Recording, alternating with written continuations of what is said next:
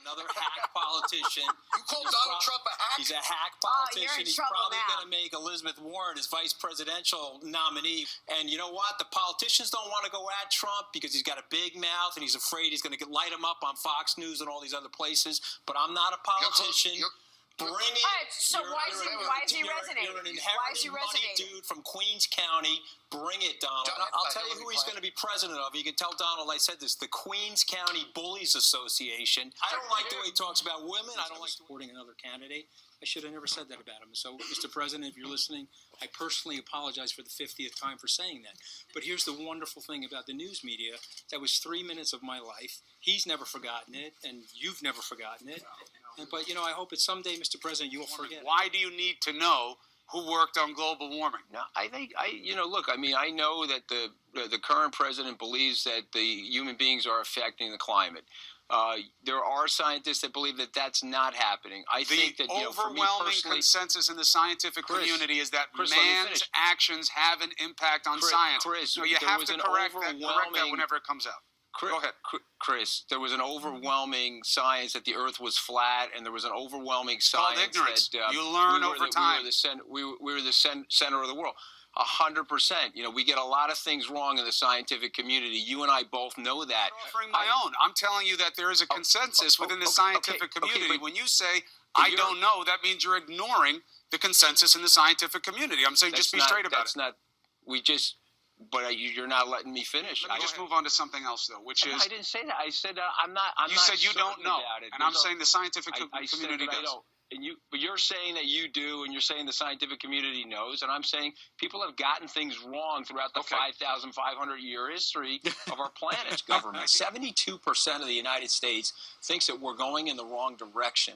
And if you look at his mandate, 306 electoral votes, 2,600 counties that he won, the most counties won since Ronald Reagan for a Republican president. I think that he's got the mandate, and he's going to come to Washington and disrupt things. You guys want to focus on the conflicts of interest, and I get that. That's no mandate there. Topic. There's no mandate there. Certainly Hillary, he certainly is. The Republicans have trounced the Democrats. It's the worst Democratic position since 1920. He won the presidency fair and square with the Electoral College. There is no mandate when you lose the popular vote by more than 2.3 million votes.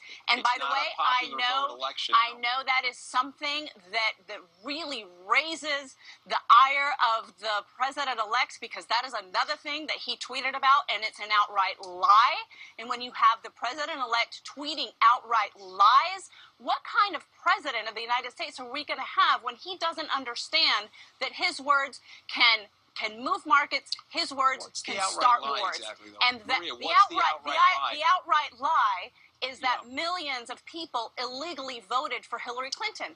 That is he's basing that lie. commentary on Pew Research. There are many people that it's are a voting lie, Anthony. Dylan, as we both watch this.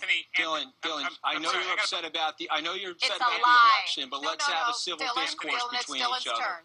It's very far from a lie. Anthony, I'm not upset about anything.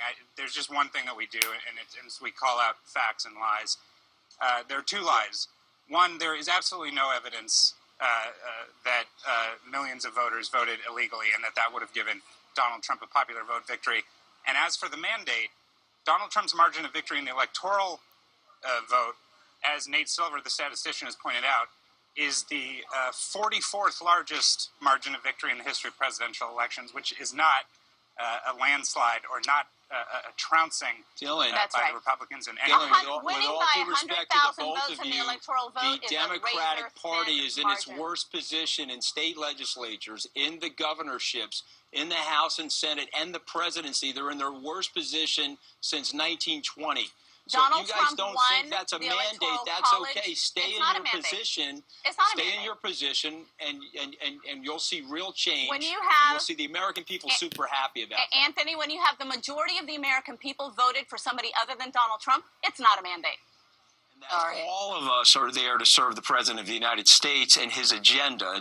He's one of the most effective communicators that's ever been born. He deliberately puts out fake news about this president. There is some fake news, unfortunately. There are specific individuals that do stretch stories or do fabricate things. As far as I'm concerned, wait. Now let me pick up because you're blowing the whole idea of the lightning round, and I want to move on. But that's a super loaded question for a 15-second answer. Okay. All right, but keep going, Chris. Go ahead. Here's another one. You talked on Friday about that famous incident in 2015.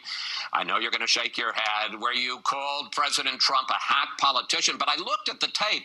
It's actually much worse than that, Anthony. So here's the question. Hey, look, we're both New Yorkers. By the way, but here's the question. Is that what Trump likes about you? Mr. Trump, President Trump likes about you, that you're like him, you fight like him. Hey, let me tell you something. He hit first, the candidate. All right, we're on a lightning round. Get to the point. Okay, but if we're on a lightning round and you're showing a clip like that, you got to give me a chance to explain myself, okay? The president was hitting the hedge fund industry that morning on Fox and Friends, okay? And so I'm a fighter. When he's hitting the hedge fund industry, I'm hitting back. Okay, he knows that. You're not allowed to fight a little bit amongst your friends. If you're not allowed to do that, what are we doing? Am I not allowed to actually put that on? I mean, it's funny. It's interesting. I make you a promise. I make you a promise. I will never play that clip again. Play it. You can play it again. No, I don't want to play it again. I'm totally fine with it. But here's my point. I'm a New Yorker. He's a New Yorker.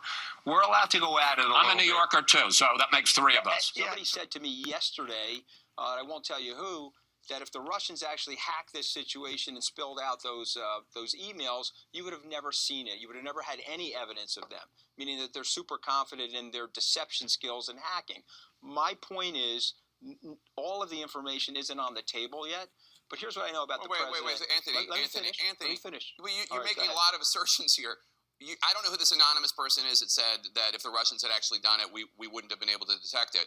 But it is the unanimous. How about it was the president, Jake? Okay, it's the consensus of the intelligence community. He called me from Air Force One, and he basically said to me, "Hey, this is maybe they did it, maybe they didn't do it, and I'm gonna maintain for you." Hold on a second. But this is exactly the issue here. We have experts, the U.S. intelligence agencies, unanimous, saying among many other things, quote, unbridled demagoguery has driven the GOP to an inflection point from which there is no turning back, unquote.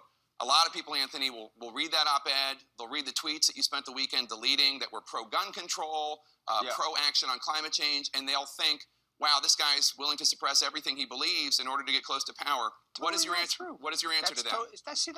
That's a ridiculous Washington sort of narrative, right? That is, number one, it's totally not true.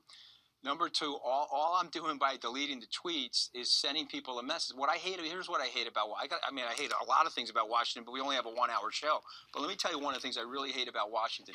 We have this political purity test on policy. And so if I'm for something and then I'm against something, then all of a sudden I'm a hypocrite. But you evolved from thinking Donald Trump was a demagogue to thinking he wasn't a demagogue. I didn't say that Donald Trump was a demagogue. Where does it say in that article that Donald Trump is a demagogue? You were referring to demagoguery. The whole article. I love you. Let me tell you something about demagoguery that I don't like. Okay, demagoguery. Okay, creates a lot of nonsense like this. Okay, so we're going to dial back all of that stuff, and we're going to focus on the agenda. People should read the op-ed. Read the op-ed. And it's very clearly referring to Donald Trump because you refer to him. You refer to this person who's going to win the primaries, who's a populist, who experienced several bankruptcies, and you tie moral bankruptcy to Donald Trump. Okay, Jake, you're doing a really good job on this, and so you're trying to nail me. You're going to play the gotcha thing with me right now. But it's fine, Jake. I don't care. You know who doesn't care? The president doesn't care. But now the poor guy, you got to see this guy. Oh, I don't know. Fake news. Fake news.